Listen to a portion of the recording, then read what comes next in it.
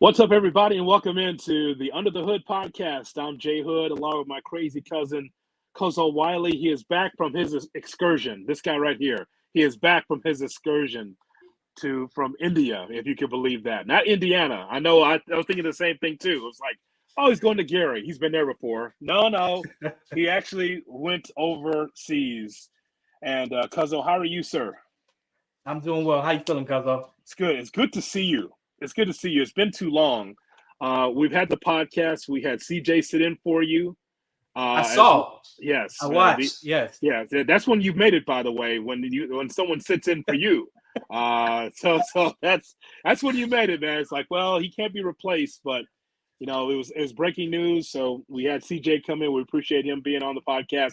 By the way, as you tune in on Facebook as well as Twitch and on YouTube, hit that subscribe button. Leave your comments as well, because we got a lot to talk about here on this edition of the Under the Hood podcast. But as always, Kozo, as you see on the bottom of the screen, if you're watching, we've always got not just the podcast, not just YouTube, not just Twitch, not just Facebook, but we also have merchandise.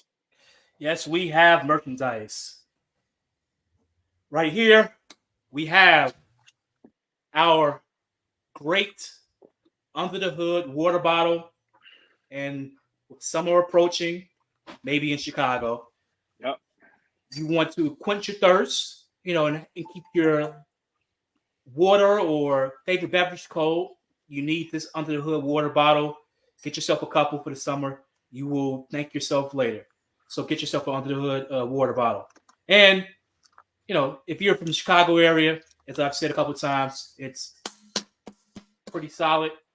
Nice weapon to have around Chicago, just in case. We call it a blank beater, but that's for a different show. non-violence. Right. And my favorite, the Under the Hood tumbler. Mine came with the cash in there. Yours may too. But even with summer approaching, you still want to have yourself, the Under the Hood tumbler, because when you go inside your cubicle or you step inside your, shop or your office, yes, you want your favorite beverage in the morning, spice up a little bit. It helps the day go back quicker. Get yourself an Under the Hood tumbler. Yours may come with the cash as well. I can't guarantee it, but mine's did. Family only.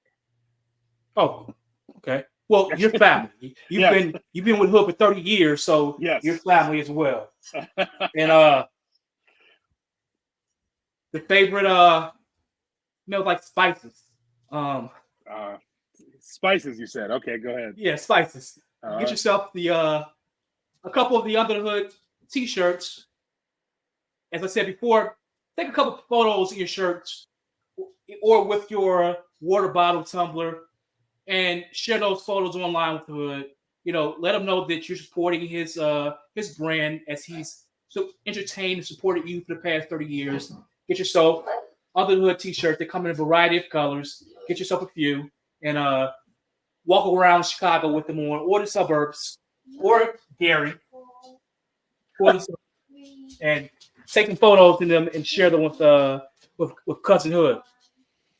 Yes. Well, we appreciate that. The link tree is on the bottom. If you're listening, it's linktree.com/jhoodradio. Just check it out for yourself. The merchandise link is right there. Check it out for yourself. Well, we've got plenty to discuss, Cuzzo. While you're gone, the NFL draft takes place. The White Sox finally won 3 games in a row for a 100-loss ball club. It's not bad. Right. But first, let us talk about where you've been. Let's talk about this, because you've been away for a while. You love to take these excursions. So please tell people where you've been.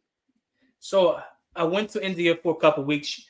You got to recharge the battery a little bit. It got to get away, recharge the battery. And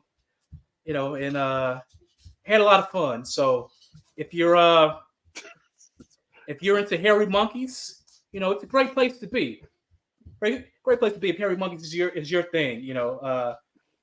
I'm sorry. Did you say hairy monkeys? Is that what you said? Yeah, hairy monkeys. It's like an acquired taste or something like that. But it's all around. You didn't spend that much time to come back and tell us about hairy monkeys.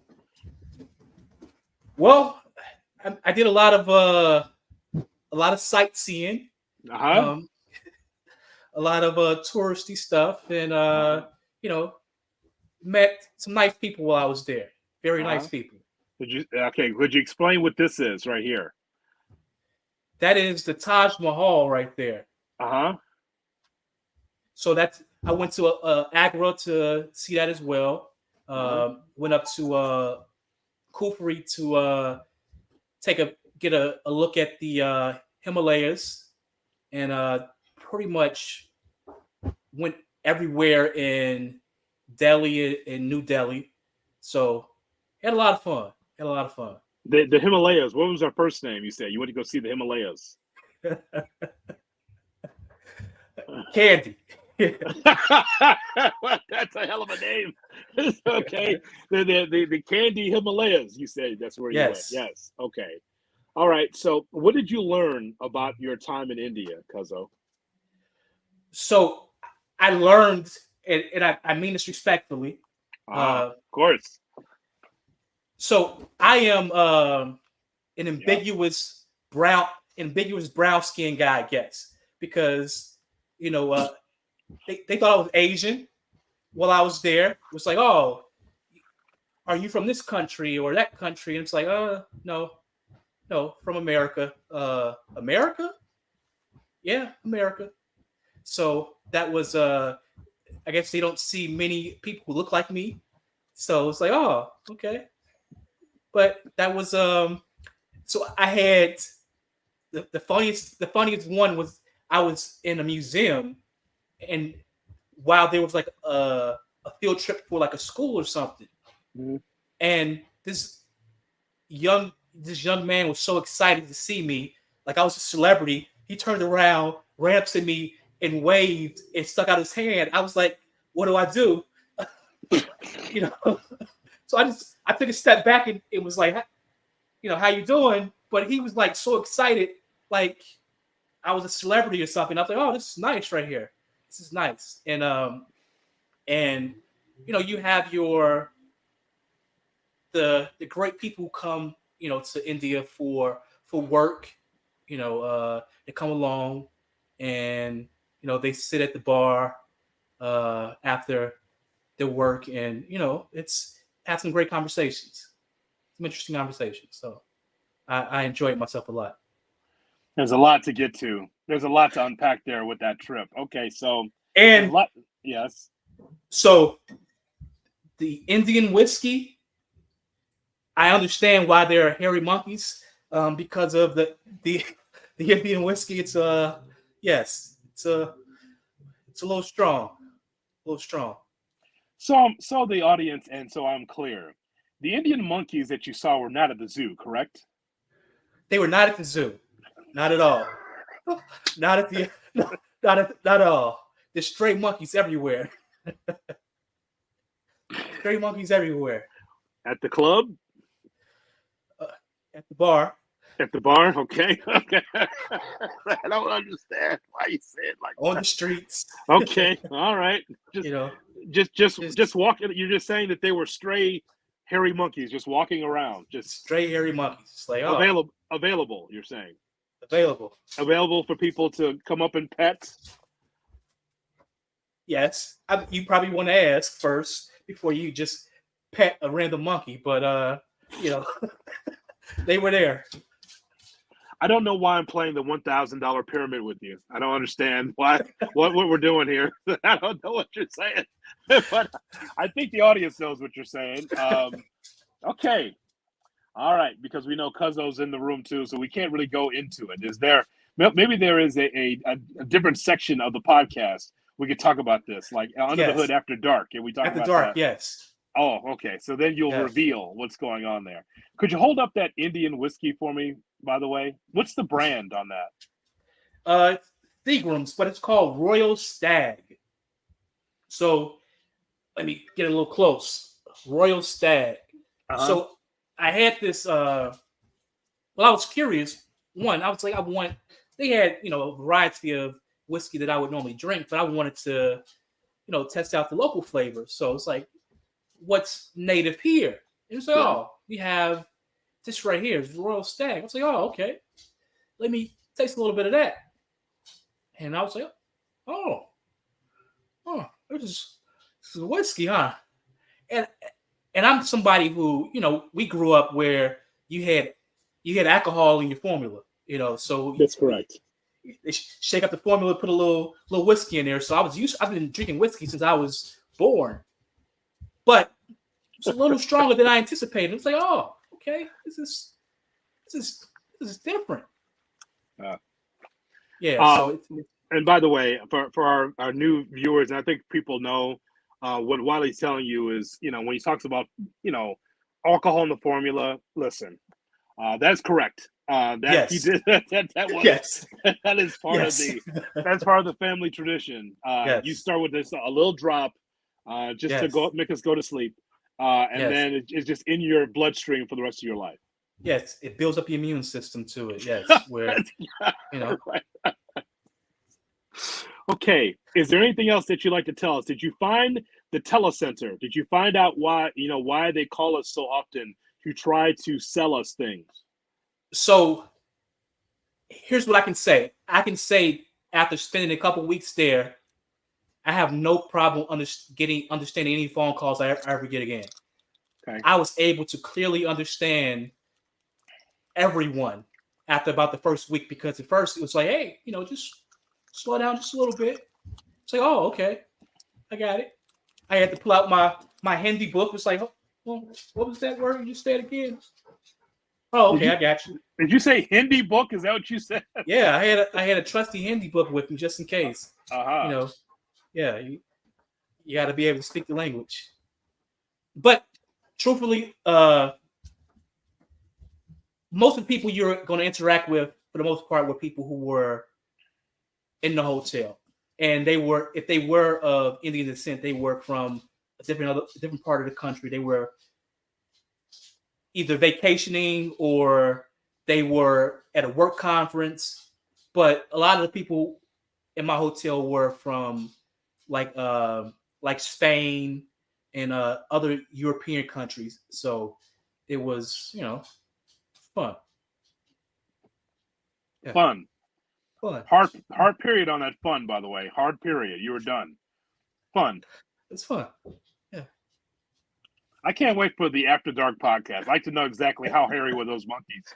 I'm very interested right now. This is just amazing. Curtis Jackson's checking in as always. Yes, that's right, Curtis. A brand new drink. Yes. Might be a sponsor, by the way. And by the way, were you talking to the good people of India about the Under the Hood podcast? Maybe that's why the little kid ran up to you, recognized as a cousin Wiley from the podcast. Right. Maybe that's what it was.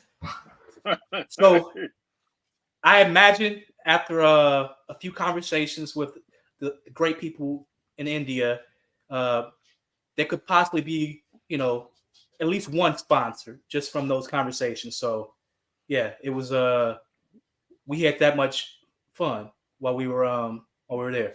So oh my God. Okay. Well, I'm glad that you came back safely. That's one thing. By the way, how long was that? What's that? What was that? What was that? What was that word? Yeah, it was about 15 hours. And that was from New York. So I had to fly to New York to fly there. So I guess total flight time was about 17, 18 hours. Yeah. And you'd say it's worth it, right? Oh, it's definitely worth it. Yes. It's definitely worth it. Would you recommend for me to go to India sometime? No. Oh, really? Why not me?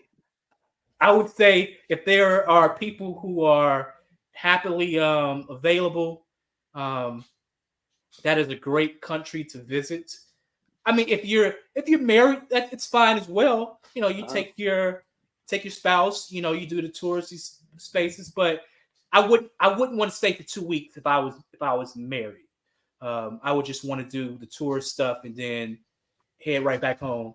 But if you got a little extra time and you're and you're available, it's probably not a bad place to be. mean like you? Like me? Yeah, available. Available. I mean, Maybe. Yeah. You didn't only just namaste. You namaste for 2 weeks. You namaste for 2 weeks. I just wanted to soak in the culture. Oh, I bet you did. Soak it in. Yeah, I bet you did soak it in. Yeah, I bet you. I bet you. You see a lot of third eyes. So you want to see. You can Oh my God. Spray the third eye. I don't think I want to see the third eye. That's fine. Thank you very much for that. All right, so now we move on. Now we have cousin Wiley back. By the way, bringing back new material from India. By the way, and I'll ask you this one last thing: is there a word that you picked up? A word that's of that. None that I will hold on to other than namaste, because everyone does it. When they see you. So it's one of those, you bow. So that's about it. So you're over there. You never even learned the language. I did. I knew enough to ask for help or something, and then I had because I got a friend who was from the country. So usually when I visit a different country, especially if the language is different, I try to learn enough to get me by if I need some help. And they were like, you don't need to learn the language because pretty much everyone speaks English. Yeah. So you'll be fine, in most places because most people speak English. It's like, okay, fine. But there were pockets that didn't speak English. So I still had the book I can flip through and it's like, oh, this word right here. And then you have the Google translation. So that didn't hurt either. So overall, I didn't need to know anything except English. Mm-hmm. So, yeah, pretty much. I guess when you are, have those dollars out, that kind of money out. I guess that's all you need to know. You don't need to know the language when you're just putting the money out, right? Oh, that never hurts. But you're always, you're always haggling over price because they're trying to. All right. They're trying to get you. Okay, they're always trying to get you. Okay, that's fine. Thank you. That's usually the case, Wiley. Usually it's everything's fine. You just are haggling over price. Always haggling over price. Yeah. Okay. My God, who knows, folks? I mean, here's the thing. Like, this is my family. I mean, he just kind of just goes away for 2 weeks, just leaves, and all of a sudden he's on the top of a Himalaya. Several of them, apparently. We turn now to the draft. Yes, I remember it just like it was yesterday. Mitchell Trubisky and Justin Fields. Trubisky is supposed to be the guy. Justin Fields is supposed to be the guy. And now it's Caleb Williams, cuzzo. And you have the garb on. It is Kwanzaa come early for you. As yes, you are wearing the Caleb Williams USC jersey, and it is Christmas for you. You've come back to the country. The good old USA. And we'll read your comments, by the way, whether you're on Facebook, on Twitch, or on YouTube. We'll read your comments. Now that you've come back to the United States, Caleb Williams officially a Chicago Bear. It's Christmas in April, Hood. I have not been this excited about. Give me 1 second. Hold on. Rocky. Don't forget Rocky, by the way, is the mascot. Yeah, we want you to say the mascot, Rocky. So I want to need you to stop whatever it is that you're trying to do right now. What is Rocky doing? Could you describe? He's yes. Does he remind you of India? That's what he's trying to do. Does he remind you of India at all? Yes. Is that what's happening? Yes, that's why I had to pause for a second because yes. Well, if you listen, I want you to get up and take care of it. Whatever it is, just get up and go ahead. We'll have time. He's excited. You get up. If you need a moment to handle that, go ahead. Otherwise, we'll continue. He understood. He doesn't speak, but he understands. So we got it. So Rocky the mascot, just like his dad, always on top of it. Yeah, always on top of things.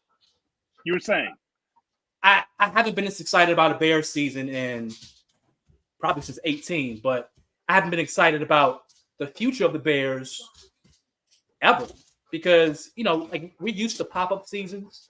Like we'll have a great pop-up season here, great pop-up season there. But looking at what Ryan Poles has put together, I am excited about the future.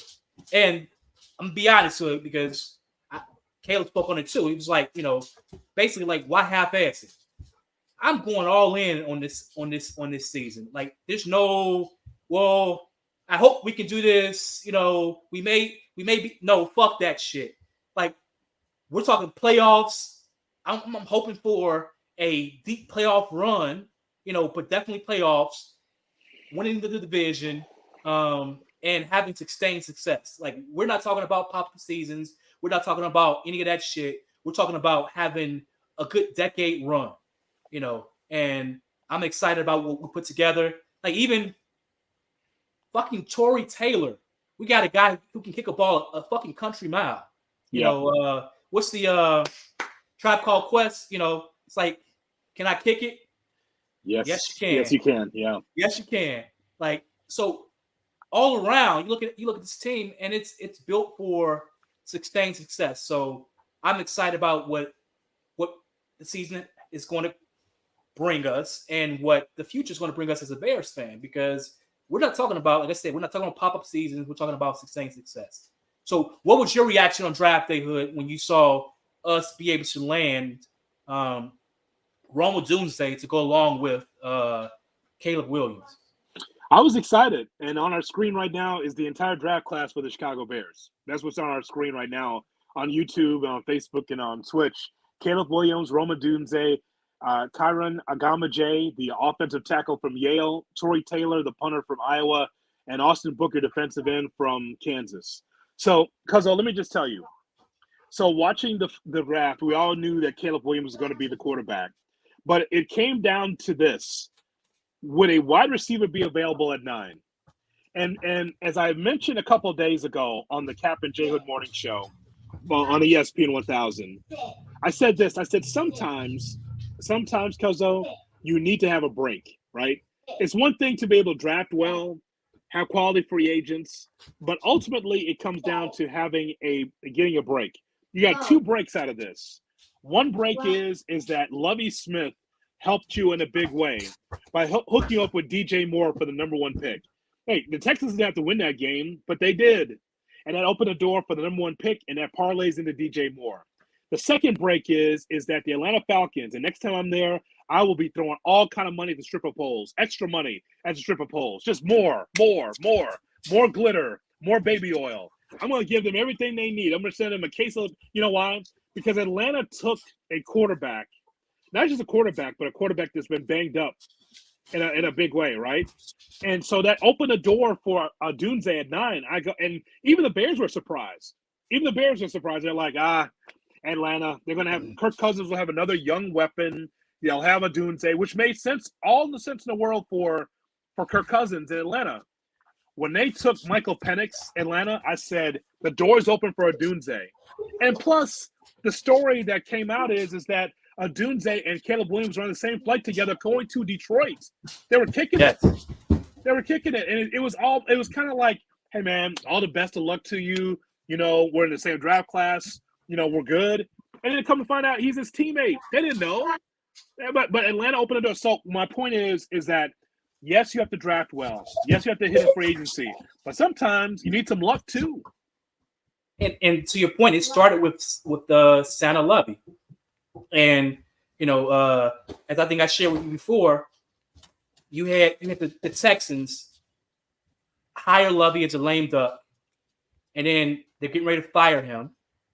And they tell him to go to work, when he knows he's basically fired.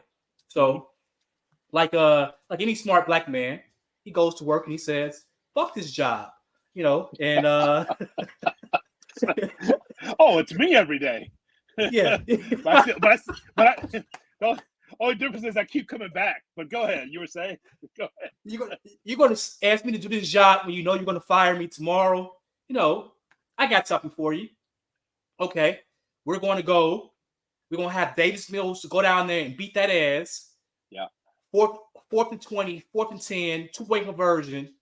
We're going to win this meaningless-ass game to set my former team up with the number 1 pick. And the number 1 pick has been a godsend because from that, we have been able to, just rebuild the roster overnight. And again, if you're a Bears fan and you are a person of faith, when you lay down tonight, make sure you say a good word for Lovey. Thank whoever your God is for Lovey, because without Lovey, we would not be here today with this chance to have sustained success. So thank you, Santa Lovey. It opens the door when you have DJ Moore on one side, and then you have Keenan Allen on the other, and then you have Roma Dunze. Yes. You leave no doubt if you're Ryan Poles. You leave no doubt. I said a couple days ago on ESPN, I said, I don't give a fuck about your draft board. Like if someone individual's draft board, like, how come they didn't take my guy? And how come they didn't take my guy? How come they didn't take my guy? Like, these are the people usually don't watch not one game of college football. I'm not saying that everyone's got to be able to be invested on Saturdays like I am, because I love college football even more so than the NFL. You know me. You know how much I love my college football Saturdays, right? Yep. But the point is, though, Cuzzo, is that it's not about your board. It's about Ryan Poles doing something completely different. It is not the same old Bears. I can't say – I'm not going to sit in here and guarantee on under the hood that the Bears are going to be a perennial playoff team or Super Bowl team next year. But what I can say is that this is completely different than before. I want you to think about the previous seasons, right? I wrote this down preparing for the show this morning about how completely different the philosophy is with the Bears. I want you to think about the last time you saw a 1-2 punch, not just the quarterback, but also a weapon early in the draft for the Chicago Bears. You can't – it's hard to find. You go back and you look at Caleb Williams and Roma Dunze in this draft. Is it the same as Justin Fields and Tevin Jenkins in 2021? It's not. No. Is it the same as Mitch and Adam Shaheen, the tight end, in 2017? No. It's not. No. Is it the same thing as Christopher Williams? I'm dreaming. No. Is it the same as Christopher Williams and Matt Forte in 2008? It's not. Is it the same as Ced Benson and Mark Bradley? I believed in Ced Benson as a running back in 2005, but Mark Bradley as a wide receiver? No. Second round pick? No. Yeah. Is it the same as Michael Haynes and Rex Grossman in 2003? It's not the same. So my point is that this is the first time in my lifetime that the Bears was like, we got Caleb Williams, and we got a wide receiver to go along with them. Look at the past drafts, Cuzzo, and look at how the infrastructure was wonky, or the whole thing with Mitch, in which John Fox didn't even know that they were drafting a quarterback. Like, at least everyone's on the same page.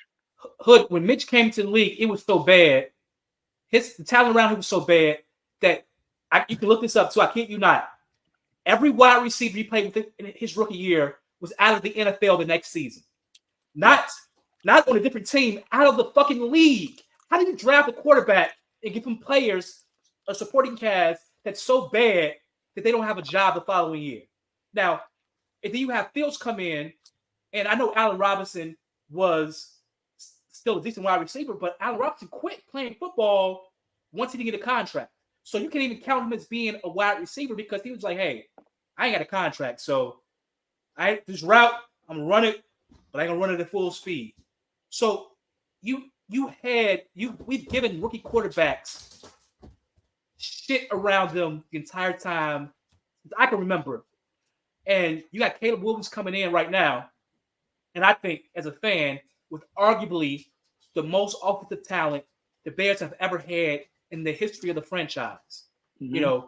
And I know you don't have anyone like a Peyton or anyone like a Hall of Famer on the roster at this point right now. But when you look at the roster overall, when it comes to the skill positions, this is the most talented Bears have ever had, especially the receiver position, from DJ Moore to Keenan Allen to Roma Dunze, and then you got Cole Kmet at tight end and Gerald Everett at the other tight end, and then you got Swift coming out the backfield. Every one of those guys can catch the ball. So when they're on the field, they're all threats. And I think when you give a rookie that chance to succeed, you're going to have a guy who's probably going to play well. Now that doesn't mean that you won't have rookie growing pains, because you probably will, but he's going to have a better chance to succeed than he had in college. Hood, his best receiver was drafted in the 7th round. Best receiver, drafted in the 7th round. And it probably was a charity case because his father's Jerry Rice. Yeah. Like, what if his name was Jones? He's probably not getting drafted at all. So Caleb Williams is coming to a situation where the offensive line is better than what he had in college. The skill positions are better than what he had in college. So I think, kind of like a Brock Purdy, he should hit the ground running because he's not running for his life now. He has guys who can get open now, where he doesn't have to wait and buy time to get a guy open. So I'm expecting immediate success. Also knowing that as a rookie, you're probably going to struggle a little bit, but I'm expecting immediate success. I'm expecting a playoff team who has a chance to win a game or two, hopefully more than that. It's a great time to be a Bears fan. Andrew says, why is everyone so hyped about the Bears? They haven't played a snap together. They look good on paper. What about the field? Well, Andrew, do you want the season to start on April 29th? See, here's where you're missing it. It's not about what's on paper. It's about the process of how they're able to build this thing. See, you've seen bad Bears teams before. And by the way, you want to be pessimistic about the Bears in 2024, go right ahead. But you're missing it because ultimately you think about teams in the past of the Bears and how they built their franchise. It was so ass backwards. It was as ass backwards. And here's the difference. The head coach is empowered, even though I'm not a fan of Beaver Flus. He's empowered. You have a general manager that is put together this team sonically. You went from you tanked it. That's number one. When's the Bears ever tanked the season?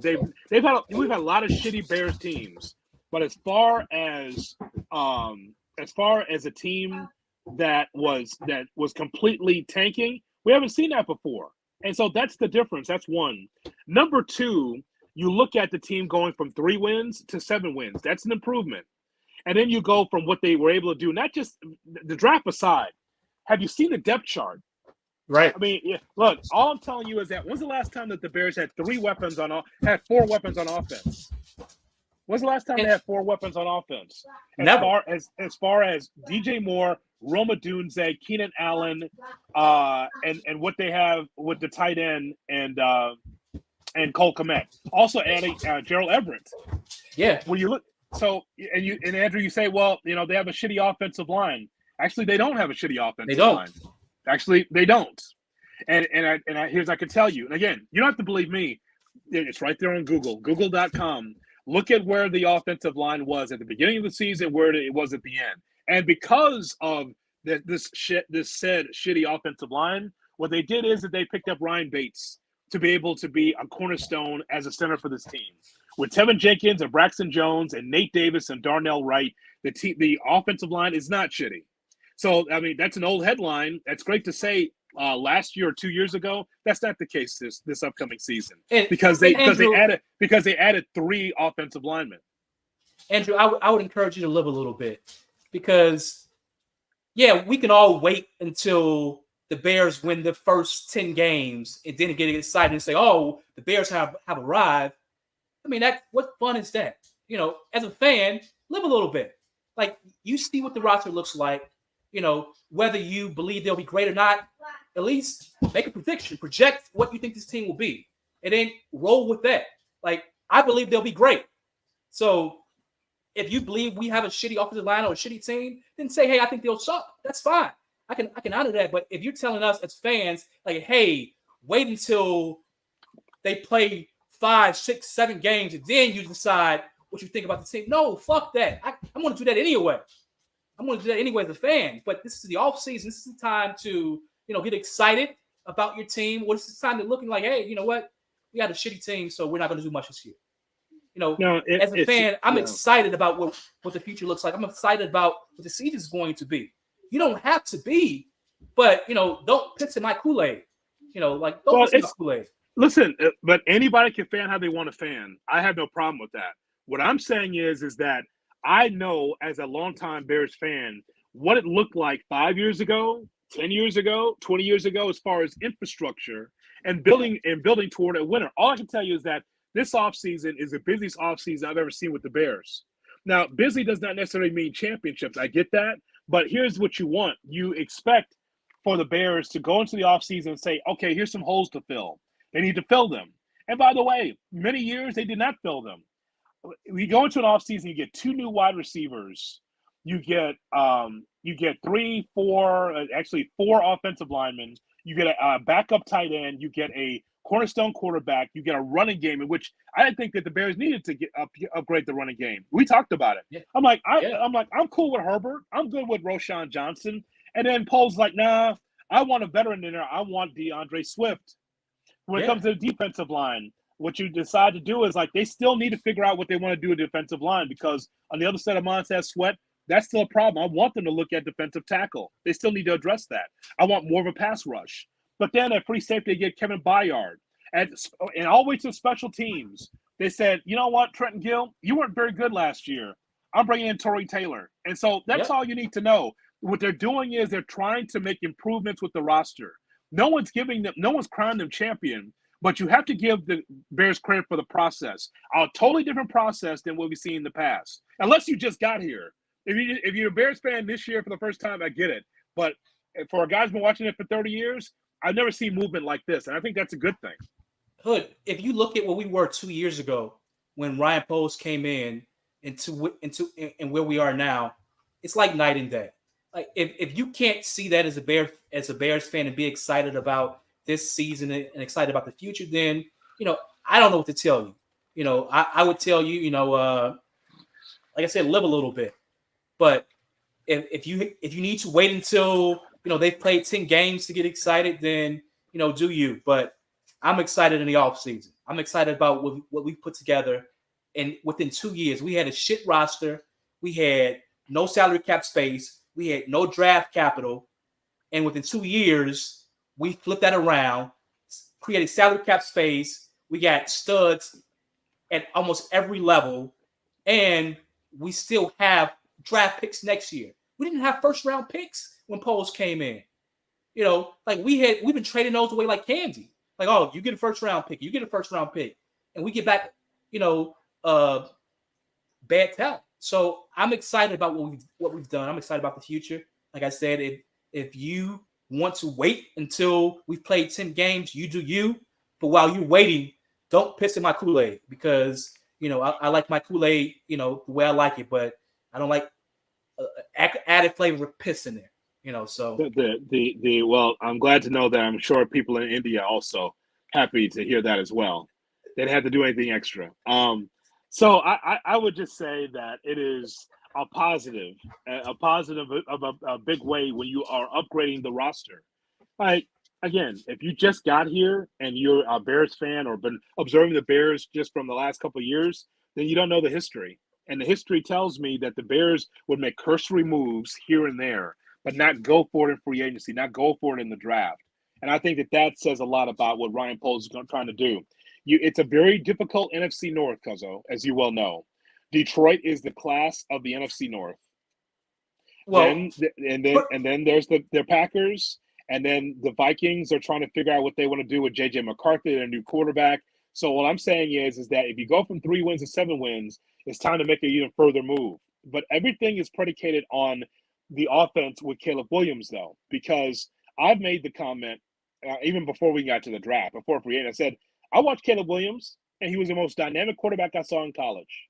But there's always a learning curve for every rookie, everyone. I mean, C.J. Stroud is the anomaly, right?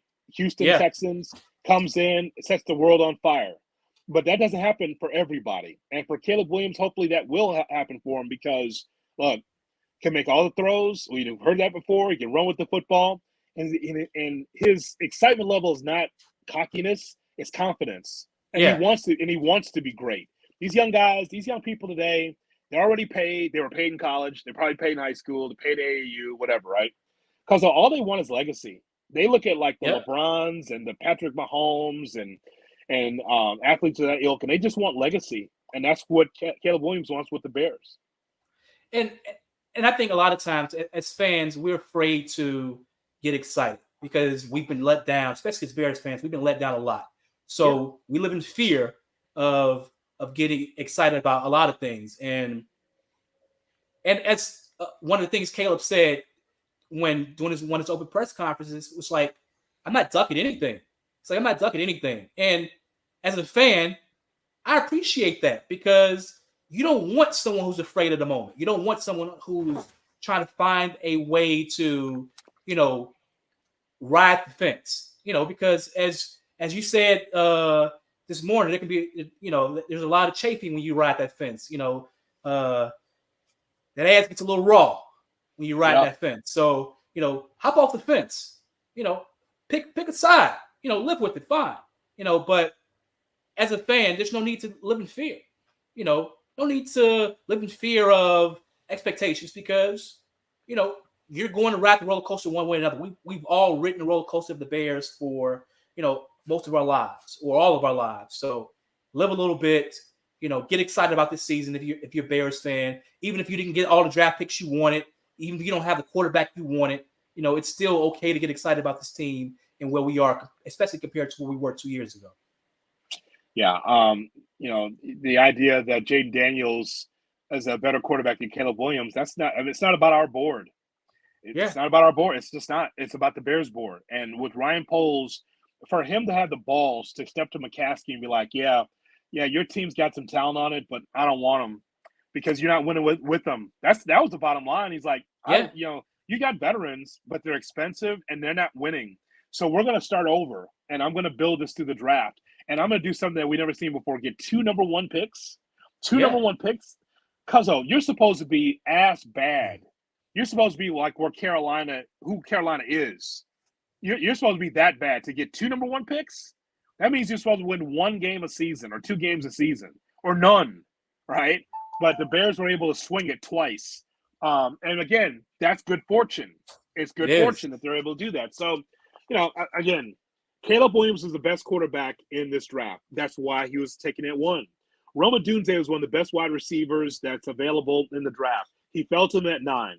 They got Amagaje, the offensive tackle from Yale. I think that's kind of a project, but ultimately you want to be able to address offensive line.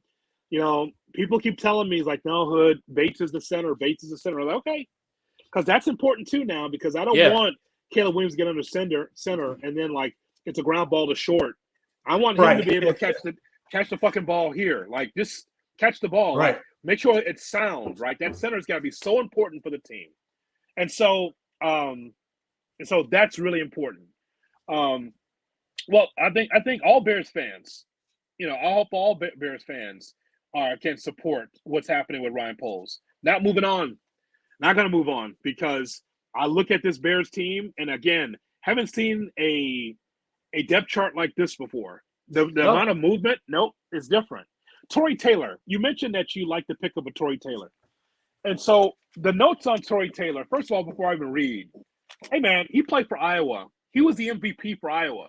Yes. Anyone watch Iowa football? They couldn't score. Even if you didn't watch, if you were a gambler and you knew to bet the under when they played, like that's how it was. You knew when they were playing, bet the under. And they had a streak where, they were covering the under every single time because they were not scoring, but they were good enough to keep you from scoring as well. And part of that was because he can kick the ball. They had a great special teams.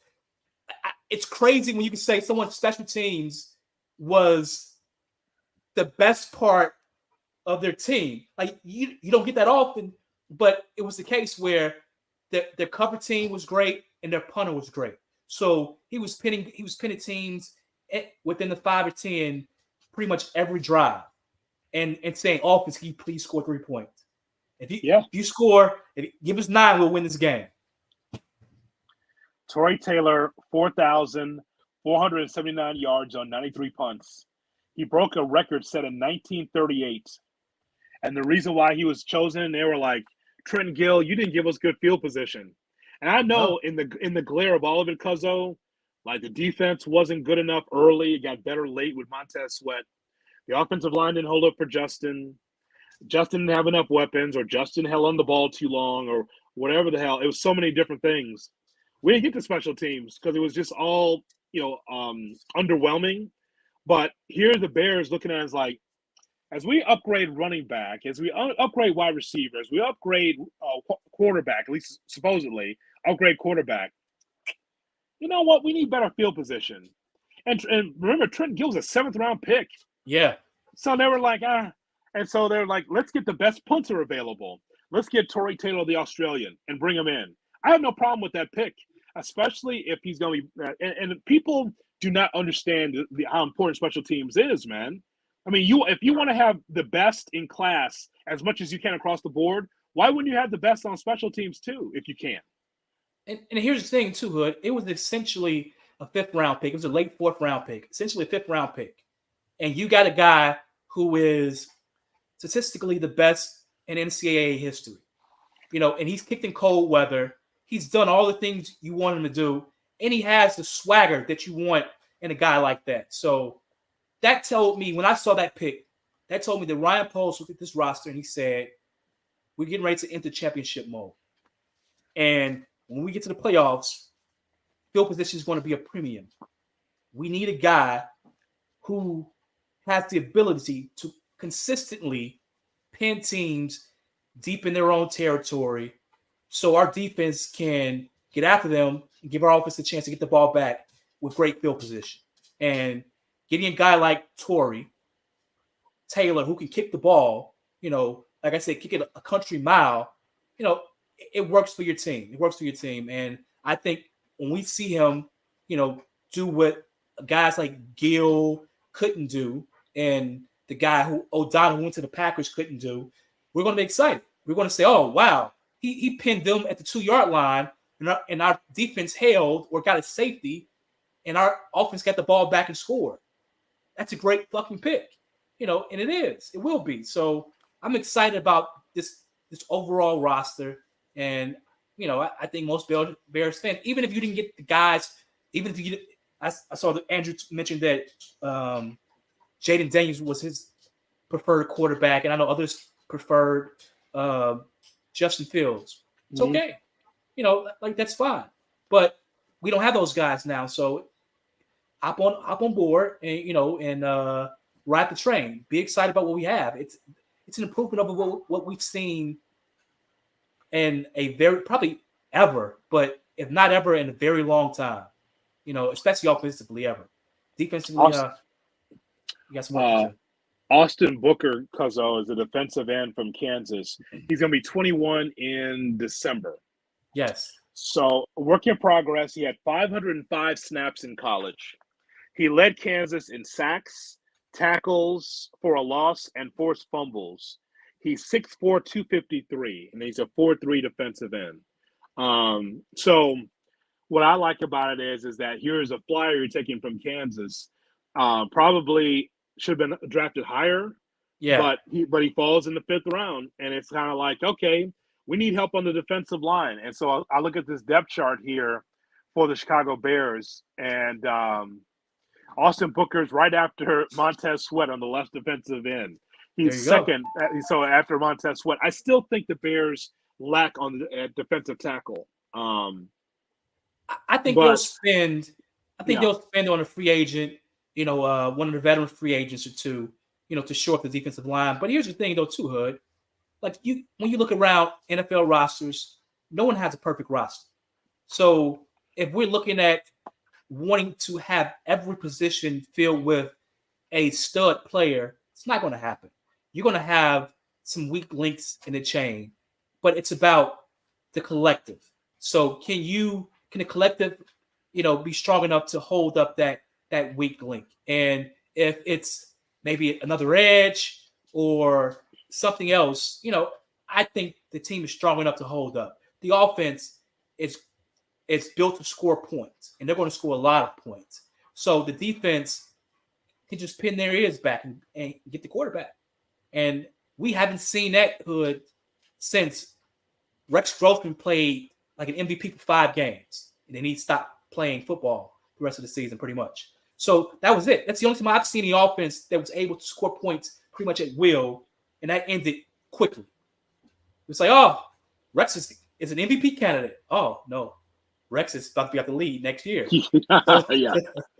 So like that's it. Like so we haven't I don't think we would have seen an offense this as great as the team we're going to see next year ever.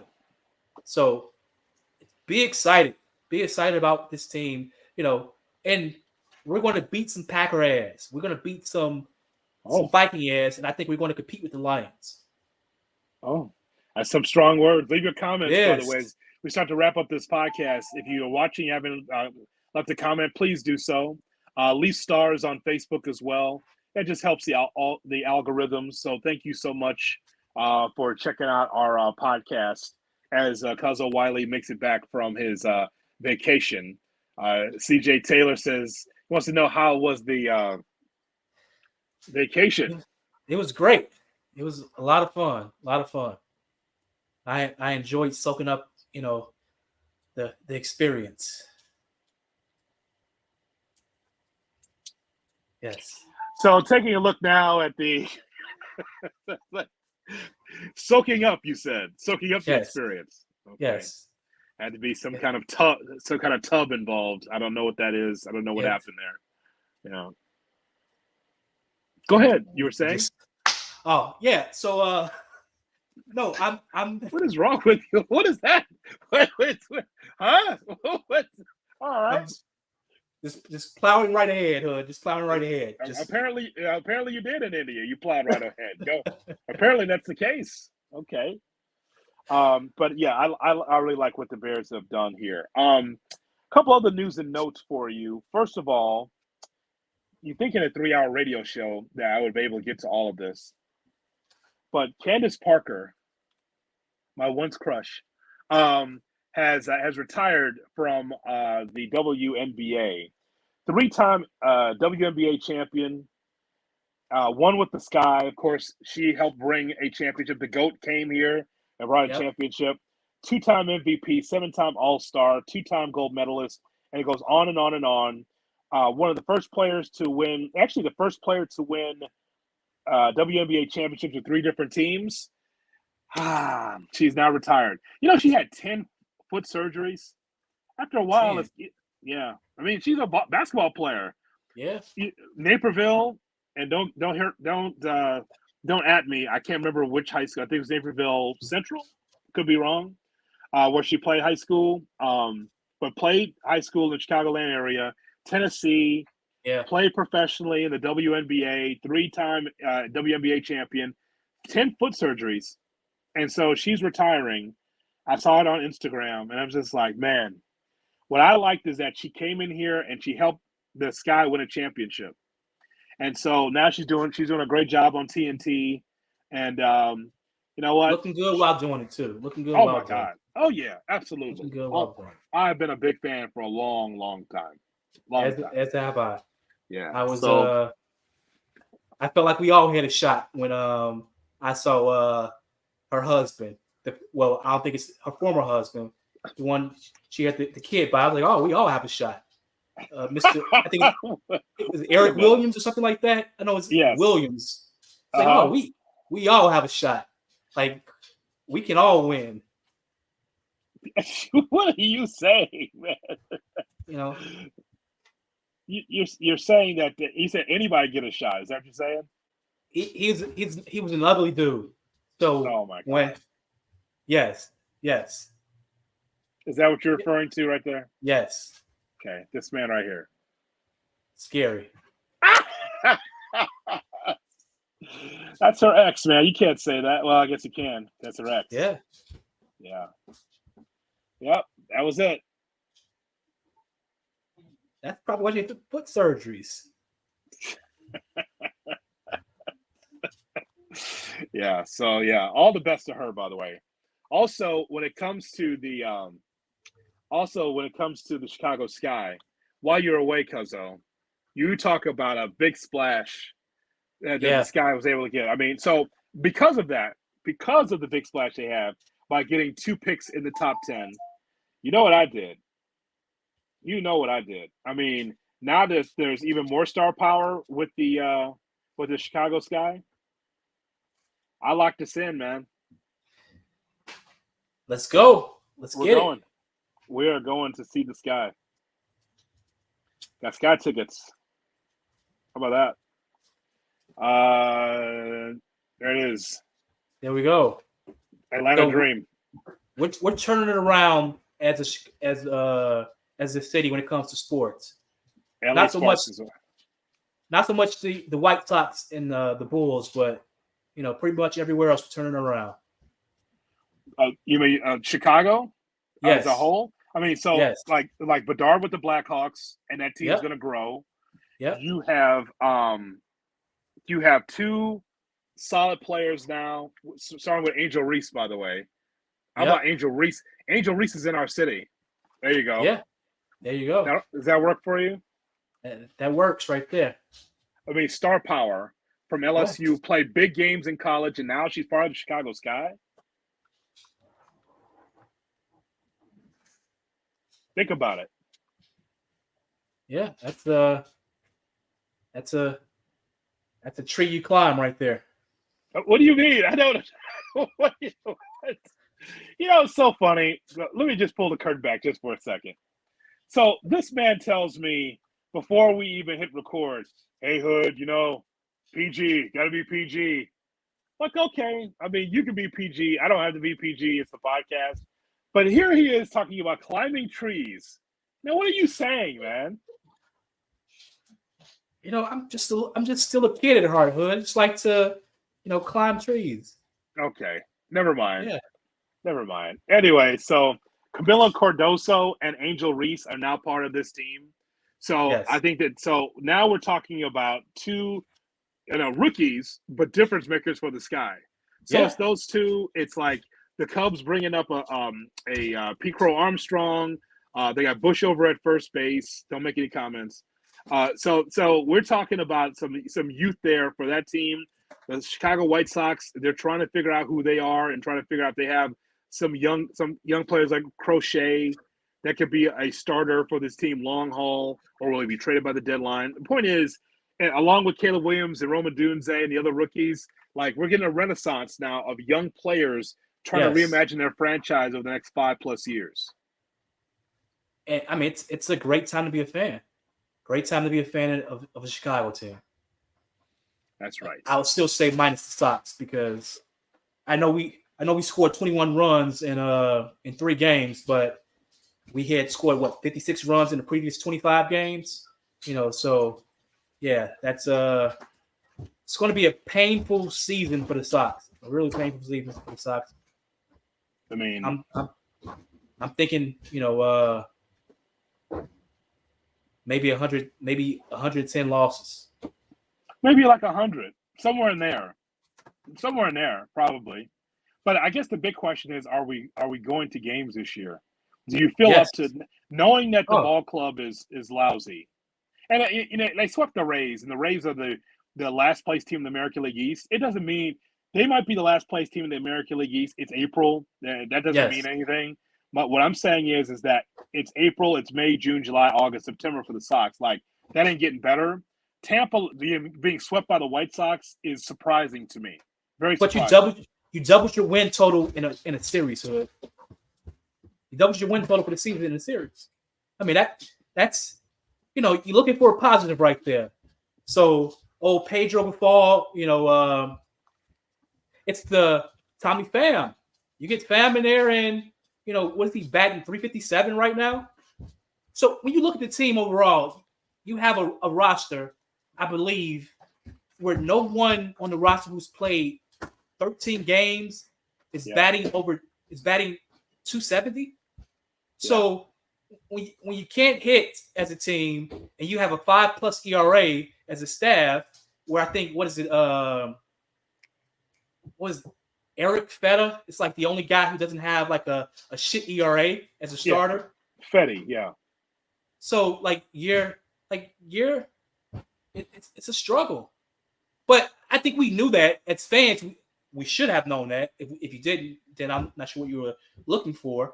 But as fans, you knew this was going to be a rebuild season, and Pedro falls here to take the beating, and then hopefully somewhere, the last day of the season, he's shown the door, and you bring in a better manager. Even if I'm not sure if Ozzy's still interested at this point, because I'm sure by now he's like, hey, fuck this shit. You keep hiring these bums. When I told you I was interested before, and then you got Tony La Russa, what, as the consultant still now? Still around the ball club. He's still around. Yeah. So it's some tough days, but yeah, I'm still a fan. So and I'm a fan of both Chicago baseball teams. I'm one of those people. But as a fan of both teams, I can say the fan experience at Comiskey is far greater than the fan experience at Wrigley, unless you're just going there to hunt. Now, if you're going to Wrigley to hunt, then it's a great place to hunt. But if you're not going to hunt and you're bringing kids there, then the fan experience at Comiskey is far better. So, R.I.P. to your mentions. All right, saying that the Sox experience is better than the Cubs experience, as you just said. Said that out loud. Okay. Unless you're hunting, like if you're hunting and you're going to Wrigley to hunt, then it's just shooting fish in the barrel. All right. So to be clear, you're still interested in going to Sox games. We're still going as a family, right? Oh, absolutely. Okay. Well, you got to pick your games, Cuzzo. You're going to have to pick your games. I tell you one thing for sure. Baseball might not be right. Might be great. Okay. But you know what? We're going to have good times either way. Absolutely. Yeah. So, all right. We'll take a look at the schedule. We're supposed to go to Milwaukee this year. Yes. You can't drive this year, though. I'll have to be the driver because I actually like to get home at some point. So we'll do that. Curtis Jackson weighs in. He says he wants to make sure that you have a drink for him. The Indian, hold that up, by the way, for our new viewers that just checked in. Yes. That's what you got from India, Royal Stag. Yes. You sure you didn't get that from the new Kenwood Liquors? Are you sure? I'm sure of that. And here's the truth: like it's not really expensive at all. I believe it's like in American dollars, it's like $8-9 a bottle. So, yeah. All right.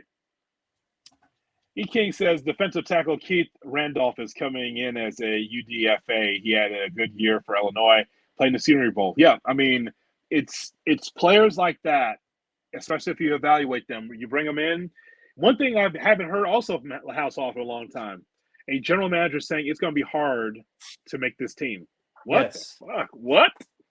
Yes. Man, I'm just telling you, the idea that same old from the Bears, because it's not the same.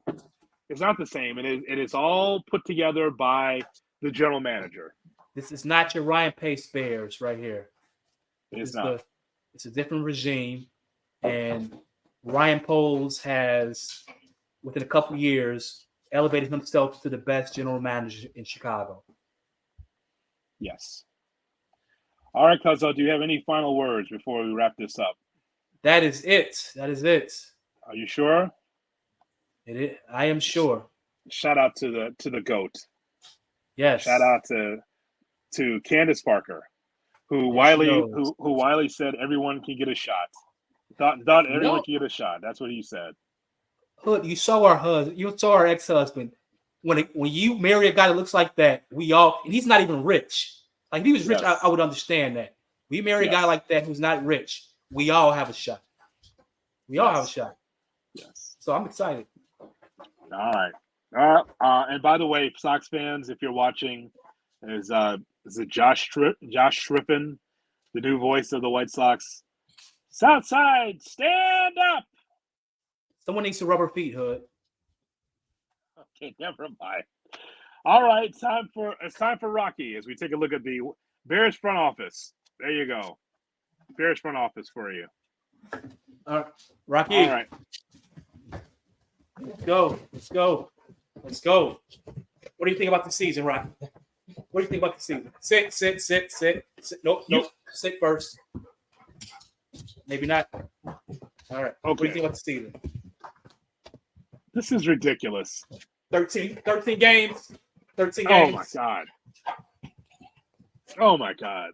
Don't let him bite your hand. Oh, jeez. 13 games. I think after a couple of weeks away from Rocky, you have to retrain. I think he's not used to that discipline. He wants he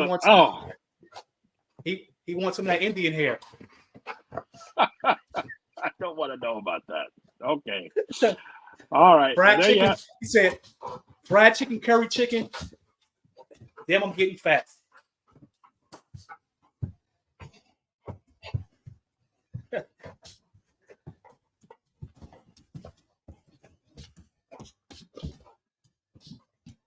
All right. Good.